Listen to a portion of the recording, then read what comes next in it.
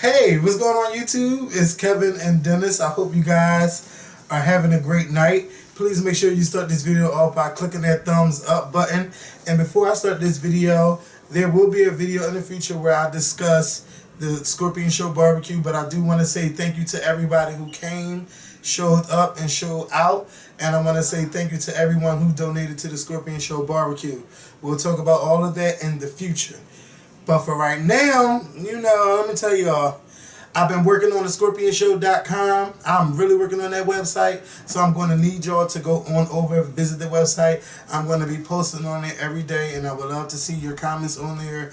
I would love to see you guys sharing the posts and things like that. Now, I'm not your typical blogger. I'm learning. I'm getting my feet wet, and I'm forcing myself to blog on there every day. So, again, the ScorpionShow.com. I'm going to need y'all to go there and show y'all support. I posted my opinions about R&B Divas last night. It's easy for me to jump in front of a camera and go the fuck off. But what is not easy is sitting there typing and getting all your thoughts together and everything. So it's a little bit of fun, but I ain't gonna, talk about all of that. But anyway, go to ScorpionShow.com. So anyway, Dennis took me out my house again, I cried on his shoulder a little bit while we were eating at dinner and everything.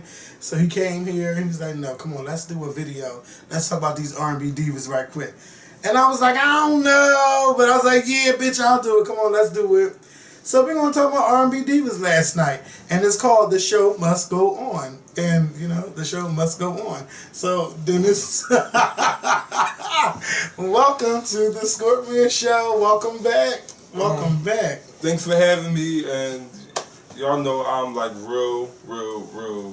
I'm into like R&B divas, and I really feel a certain type of way, and I just get so involved. Like I tweet with it every Wednesday, so I'm just gonna just jump to Kelly Price, fat ass, because I've been trying my best to give Kelly Price the benefit of the doubt. But she's doing the same fucking thing that Nicki Gilbert did on R&B Divas Atlanta. Blaming it on Eddie. Blaming it on producers. First of all, you fake. You not real. And I can't respect you. Because when you poured out them Timbs, that straight razor, and that Vaseline, you know damn well it was targeted to Shantae Moore. When Shantae Moore pulled you to the side and y'all had dinner and she asked you about it, and you talking about, no, I just had props. I was like, I can't respect her. Like, I grew up off Kelly Price, but I tried to give her the benefit of the doubt. But certain people aren't made for TV, and you should have stayed your ass behind a fucking record versus getting on TV, because now you're losing the fan base. And you're losing the fan base, and you're not real. So, all right, boom. That's all you have to say? Oh, I'm about to say, what you mean, boom? Like, that's it. Boom, I'm about to jump to the next. All right, so then you tell Little Mo, after everybody already assumed, well, you know what, we're going to take the initiative and go forward with this monologue because Kelly Price is too busy. Oh, no, I'm not busy. I can do this. This is my show and my idea. I want to do it. First of all, Kelly Price, I get it. The monologue was your idea. It was your baby. You brought it to the forefront. But you should have came with a plan. When you came up with the idea for the monologue, you should have said, listen, ladies, I want to do the monologue. Are y'all in? Yes, we're in. Okay, this is who is going to do it. We're going to have practice this days, that days, blase, blase. You didn't come up with none of that. So when the ladies took it and ran with it, you got mad and you dropped out of it. Talking about you was too busy. Boom. Okay. Here I go with this boom shit. Boom. Boom. That'll fuck them up. Alright, so they went ahead and started taking initiative because you was too busy. You said you wasn't too busy, but then you got mad at them because it was, finding producers and stuff to do the show, and you want to be hating on Fred from Philly. You dropped out the monologue talking about you're too busy. Alright, so you dropped out the monologue saying that you're too busy. Then yesterday's episode, you talking about you doing your own fucking monologue. So that was bullshit for dropping out the monologue because you were so busy. Because clearly you wasn't busy. You was busy doing your own Not Your Mama's monologue that's getting poor fucking reviews. Okay, bitch, y'all don't even want to see that. Now let me tell you something. I seen the Diva logs, and them bitches fucking did that shit. Oh, when I tell you they did that, they did that. When I seen that poor ass production looking like, the Scorpion Show, and them two just sitting there and Dawn is just. Let me just put this out. Wait, I seen that. That was the monologue. Yes. I thought that was just like They said the look. I don't care if that was the preview. It looked tired. It looked so tired. There was no production value to it at all. Like, it just was weak. Like with the oh my God, I know they're not going to show y'all the whole Diva-log thing, but it was 2 hours long and it was good. Like, I still remember that song, Lil Mo, when she like put your L's in the air and all of that. Lil Mo fucking did that song.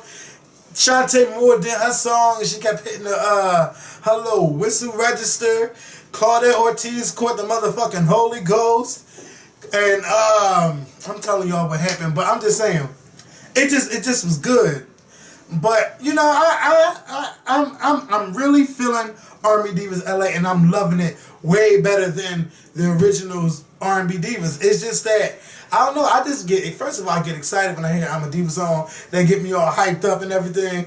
And then you know, Kelly Price. Let me tell y'all, I see myself in Kelly Price. I can be a bitch. I want things done the way I want them done, but let me tell you something. When I want it done, I'm going to make sure it's done. I ain't going to let nobody else overdo anything for me. I'm going to make sure it's the fuck done. And that's where Kelly Price lost her respect, because if you want something done the right way, you have to do it yourself. You can't rely on other people to do it, because then if you sit other people to the side and say, y'all do your thing and I'm too busy to work with y'all right now, these bitches gonna come together and say, fuck that. We gonna take this idea and we gonna run with this, and then you gonna be like, oh well, I want it this way and it's going to be that way, and then you're going to get mad inside because you're like, wait a minute, bitch, I started this. Now y'all going to go out on the side and find other people, and then you're going to steal my idea, and then you're going to have your own producer, and y'all got the nerve to do this shit way better than me? That's where Kelly Price is mad. Lil Mo blew up in the restaurant yesterday. She cursed out Dawn Robinson and everything. But Lil Mo, it's not even about you.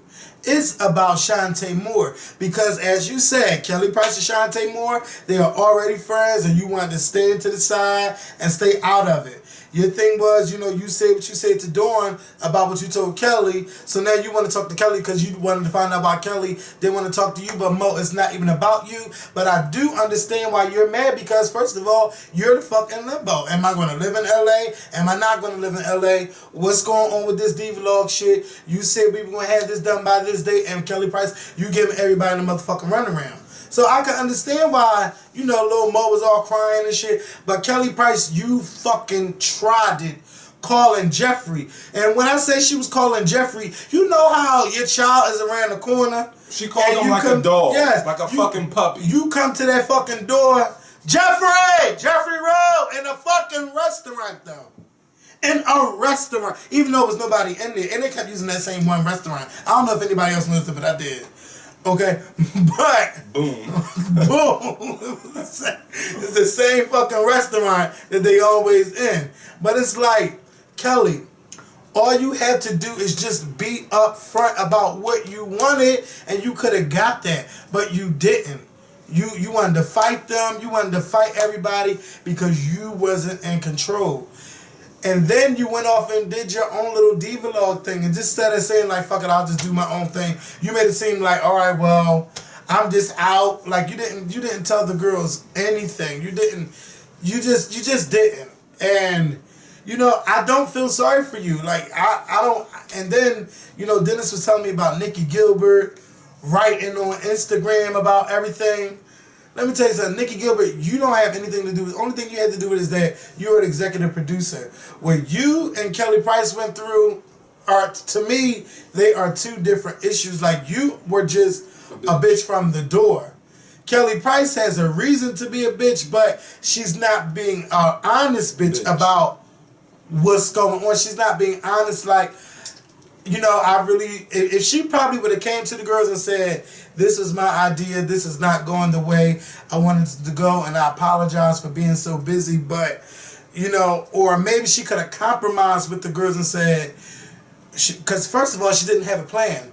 When she called that fucking guy from Vegas to come do this monologue thing, and he was still stuck on fucking stupid. He couldn't tell you right from left and right from left and up from down. He couldn't tell you a motherfucking thing. That's when I said, oh, Fred is the brains of this operation. Yes. And then on top of that, TV1 hired Fred. So what the fuck is Kelly Price going off for? TV1 hired him, not the other divas. Because now, bitch, TV1 going against my fucking plan, bitch, because I didn't have Fred in mind for this project. If I wanted to work with Fred, I would have hired Fred. Well, she shouldn't have been so quote-unquote busy, and she would have been able to do it. But let me just tell Nicki Gilbert Daniels to mind her fucking business. First of all, you, like, granted, like, here you go with this editing and unforeseen shit, Nicki. Like, anybody got time for that? Like I said about you, nobody's pulling Kelly like a puppet by strings. Nobody is sitting Kelly on their lap and making her talk. This is all Kelly doing, all Kelly saying. Stop trying to come to her fucking rescue for they try you for your life like they trying Kelly for her life. Like, you need to be sitting back, chilling, wiping the sweat off your forehead saying, whew, I'm glad it's not me. Because it can easily be you again. Like, come on, let's call a thing a thing. Let's call a spade a spade. Yes. Kelly Price has been a bitch for no reason. She's not being an upfront, mean, bad bitch. At least, Nicki, I can't even fucking respect you because you blamed it on editing and shit. But, you know, like... Yes. Editing is bullshit. You can't give the camera can't make you give what you don't give. Exactly. So I wish people stop blaming on the editing because clearly... We seen Kelly Price. Oh, I'm not talking to you. I gotta talk to my husband. Bitch, if you didn't want to talk to Lil Mo, you shouldn't have came to the restaurant. And it's only you and Lil Mo. What else are y'all talking about? What are you calling your husband for on Lil Mo? It looked like you was calling your husband on Lil Mo. What the fuck he was going to scratch? So Lil Mo said, "Fuck, you gonna get your husband, bitch? I'm get mine." And he seemed like the little tag along. He always with Lil Mo. Anywhere Lil Mo go, the lamb is sure to go. I just noticed that. Well, is that how it go? Everywhere the name. See, I was watching. I asked her this last night, and she said no. I was watching Sister Act last night, so that's where I got that. Anyway, but yeah. Anyway, Lil Mo, continue to do you, continue to rise above, continue to fly above, and that's why your fan base is continuing to grow. That's why people that love you from day one is loving you even more because you are you. You're not putting up a facade. You're not being fake. You're not being phony. So Mo, continue to do what you're doing. I love you. Continue to rise above and show the naysayers wrong. And I love the theme song for R&B Divas. Yes, and it's coming out September 11th. You can get it on iTunes. Let's make it #1 because I'm going to be buying this song. But wait a minute, we didn't even talk about how Lil Mo got Dawn Robinson together. We gonna be. She got her together. I could not believe. First of all, that's your elder, Lil Mo. You don't be disrespecting your elders like that. Be calling her out all kinds of things. Like, I don't get. No, I'm just playing. I loved how the way you got her together because Dawn reminds me of somebody where you can put food in front of her and she will look at it and say, I don't know what to do, and you got to take the fork and put it in her mouth. It seems like everything that has been done for her, someone has to teach her how to do every motherfucking thing, and she's 48 years old, and she's stuck on stupid. You like, Dawn, come on, bitch. You from En Vogue. En Vogue was that 90s group. We would have thought that you were in control of a lot of things, and now we see you are... You would think everything Shantae is doing that Dawn will be doing. Yeah. Like, Dawn irked me from fucking first episode. I'm used to more rehearsals in there. Bitch, you is a legend in some of our eyes. Like, we was in our mother's womb, and you was doing your damn thing. You should be able to walk out on stage. You should be able to wake up in the fucking morning without drinking and eating anything and sing your fucking ass off. Dawn, you are the common denominator. En Vogue, The Firm, and motherfucking Lucy Pearl. Bitch, what's The Firm? Exactly. What's The Firm? She was in a group called The Firm? Yes, it was a group called The Firm. Ooh. Bitch, you just schooled me tonight. Exactly. I forgot the name of that song, but they took Tina Marie little thing. I'm talking firm bitch to you, baby. Not The Firm like the Lots, but The Firm. Yeah, she was a part of the group. You for real? If I'm not mistaken, she was from y'all let me know. Yeah, if she wasn't, then my bad. That sounded like Foxy Brown. No, I swear she was part of The Firm, and they had she was like the female voice. Well, maybe she was just singing on the song. Is that her voice? That was Dawn. Yeah. What? I didn't know that. Exactly. Doing you are the common denominator. If you will pull your head out of Kelly Price's fat ass, you will be able to see and you will be able to know. That's why people like you don't rise. Like y'all don't rise, y'all stay where y'all at. And that's why Lil Mo is continuing to rise. And my ass be stalking y'all timelines, be looking on Twitter and seeing that y'all be saying all this stuff. Talking about, oh, Lil Mo just want to show, and Lil Mo is a hater, blah, blah, blah, blah, blah, blah, blah. Lil Mo is Lil Mo. She going to have her show with or without y'all, and she's going to do good, and she's going to rise. Yeah. Now, let's talk about Claudette, because didn't see what I was tweeting about last night. All I see is doom and dark and sadness in her eyes. It's like in every scene, it's like, you know how a bitch is there, they like, well, I went to the monologue and I did not even know what was going on.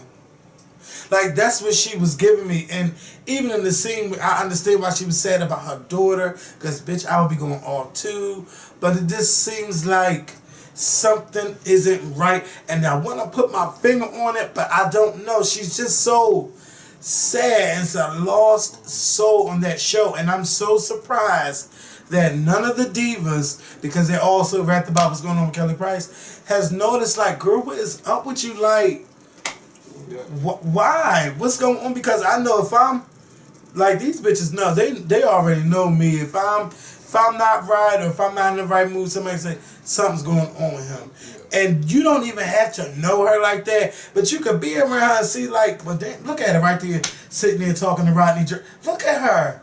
She's there, but she's not there. She has checked out. I don't know how long ago this was recorded, but what we are watching, all of us are watching that are R&B Divas LA fans, you can clearly see that the light in Claudette is dimmed. Like, she looks sad, she looked lifeless, she talked lifeless. And like, Claudette, you are beautiful. And I love how you were neutral, mutual. I respect any and everybody that's neutral, mutual. When Lil Mo and Shantae was sitting down with you and you was telling them how you wanted to invite them and they were saying no, and you was like, well, I still want to invite them. Like, I respect that, because you was being neutral, you was being mutual. And continue to be mutual, neutral. But find your light. You can sing, you are beautiful, be happy. Well, she has to find or be able to talk about what's not making her happy. Now, I know she's going to talk about the rape situation, but I don't know if that's just the only thing. And I heard that she was homeless too, but they haven't touched on it. Like, we're going to have to find, if it is, I'm pretty sure there will be a season 2 of R&B Divas LA, but we're going to have to find out the root cause of her pain. Hopefully she's going to be on season 2, because you know they always get rid of the dead weight. And so far, like, she's coming off as dead weight. And I like Claudette, but you know, they get rid of it like they did with, no, we're going to stick with R&B Divas LA. I'm about to talk about the Sean Snow from because she ain't bringing the drama. Yes. Yeah, I mean, but I just want her to, that she has a story that she has to tell and it hasn't been told yet. And I just want to see happiness in her eyes. Like, I don't know. Like, let's say, like, because she reminds me so much of B. Scott. When you look at B. Scott, you see all this life, and he's just like, yes, and hi, and all of that. And then when you look at her, it's just like, wake up. Like, bitch, what happened? Like, girl, I need her to wake up. Bitch, I'm tired, so I almost fell asleep. But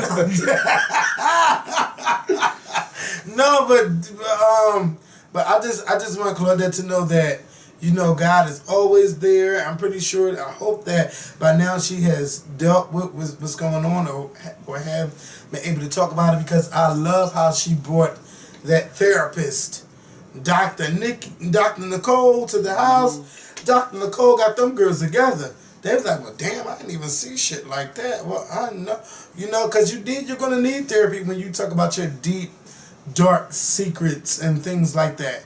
So it was good that, you know, Claudette was looking out for them, and I just wish that it was more of a tight-knit group, because they really don't, to me, they don't know each other like that. All I know is that they came together to do a diva-log, a monologue, and now they're working together through that, and they got a bunch of issues, but other than that, we don't know shit about these divas. Now that's what I would say is different from the original R&B Divas. We got to know who they are, their personal lives and everything. but I still live for R&B Divas LA more. But I just wish that we can see more into their lives. Cause Nicki Gilbert just dimmed the light on everybody on fucking R&B Divas Atlanta. Like, for real, she did. Like, she just fucked it up for all of them. I swear to God, she did. She got Monifa scared to speak up and open her mouth. Like, just irking. I do want Nikki Price. I want Nicki Gilbert to shut yeah, the fuck Nikki up. Price. Both Nikki fucking Price. You said it right, Nikki Price. I want shut up, Nicki Gilbert to just have a seat, get your little extra producer coin, and go. Yeah, Go have a oh seat. my God! When you be like, all right, I'm going to chill. I'm like you can't respect fakeness. You can't respect fraudulentness. Like Nikki, you got eyes just like the rest of us. Sitting down, watching us, regardless of what you know, what Kelly Preston told you. You see what we see. You hear what we see, and you see what we see that Kelly is doing. Call it like the fuck it is. Then Kelly Price, you know what? Kelly Price had the nerve to lie and say, "Oh, I that was a part of my monologue with the boots and the fucking razors and all." Girl, get your motherfucking life. It reminds me of, you know what? I'm not even going to say it, but it gotta be nice. Say it. No, I'm not going to say it. That's a bite my tongue. Call it like it is. Call it how you see it. Come on. No. I'm gonna be nice. It just makes you think of the fairy tales people come up with to explain why they do what they do or say what they say or tweet what they tweet. It's all bullshit. Come on, we know what this is about. And I ain't saying no names. But yeah, so shout out to R&B Divas. Next week, oh wait, Michel'le. Let me tell you something. Michel'le, I don't take her singing career seriously at all. A girl, ain't nobody checking for her after 20 fucking years. She gonna say 12 years. What did you do 12 years ago? I don't know.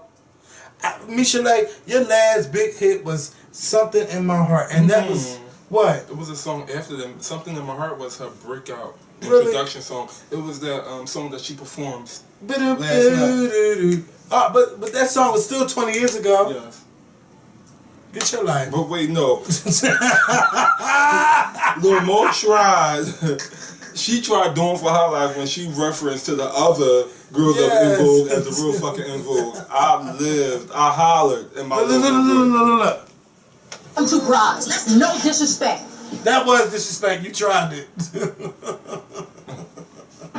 I personally cared about Dawn and her situation, from the fertility to her husband having 3 children on her when they were married. I know she's dealing with a lot. To 2 groups kicking her out. You know, I'd rather you invite Sydney and Terry than them 2 broads. No disrespect. Invite Sydney and Terry. The real involved. The real involved. No, come on. I didn't realize. Okay, bitch. Cause what's her name did what I just did. Who? Would do. Shantae Moore. Cause when somebody say something. That's the truth. Okay, but you like, bitch, I ain't even gonna clap you. I can't even clap. But I'ma just be like, girl, you tried it. Sydney and Terry. She didn't say Terry, she said Terry. Yeah, and she said the name. I think it was Cindy, bitch. She said Sydney. But when you that mad, sometimes it don't even matter. You know who they talking about.